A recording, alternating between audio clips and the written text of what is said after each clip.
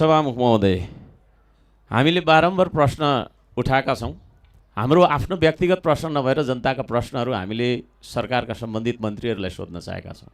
सिमानाको कुरादेखि लिएर महँगी नियन्त्रणका कुरादेखि लिएर सहकारी पीडितलाई तपाईँको चाहिँ के अरे फिर्ता गर्दै गरेको पैसाको स्रोत के हो, कहाँबाट हामीले चाहिँ के अरे फिर्ता गर्दैछौँ भन्ने कुराहरू, यस्ता महत्त्वपूर्ण विषयहरूमा हामीले चाहिँ थुप्रै प्रश्नहरू राख्न खोजेका छौँ। सुकुम्बासी व्यवस्थापनसँग सम्बन्धित प्रश्नहरू राख्न खोजेका छौँ। तर सम्बन्धित मन्त्रीहरू सदनमा आउँदै नआउने, नीति तथा कार्यक्रम प्रस्तुत गर्दा नि नआउने, छलफल नि नआउने, तपाईँको चाहिँ के अरे उत्तर दिनका लागि पनि आउनुपर्ने मान्छे नआउने, अरू मान्छे आउने, यो तरिकाले चाहिँ तपाईँको यो हाम्रो नियमावलीको 15(2) नियमावली 15 को उपनियम 2 लागू भएको देखिँदैन।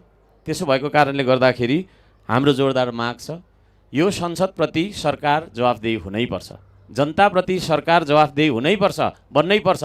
किनभने जनताकै तपाईँको छैन के अरे भोट लिएर हामी यहाँ आएका छौँ। जनताको प्रश्न राख्ने सदन हो यो, जनताको प्रश्नहरू सोधिने सदन हो। त्यो सदनमा सरकार नआउनु, सरकारको प्रतिनिधि नआउनु, यसले के जनाउँछ सभामुख महोदय? त्यसो भएको कारणले गर्दाखेरि यहाँले कडा तरिकाले रुलिङ गरेर सरकारको पक्षका मानिसहरूलाई पनि लिएर, मन्त्रीज्यूहरूलाई पनि लिएर चाहिँ यहाँनिर प्रश्नोत्तर गर्ने 5-6वटा प्रश्न हामी सोध्न चाहन्छौँ। ती प्रश्नहरूको उत्तर जनतालाई चाहिँ दिनुपर्ने बाध्यता उहाँहरूको कर्तव्य हो। त्यो कर्तव्यदेखि चाहिँ भाग्ने उहाँहरूको जुन चलन छ, यसप्रति हाम्रो घोर आपत्ति छ।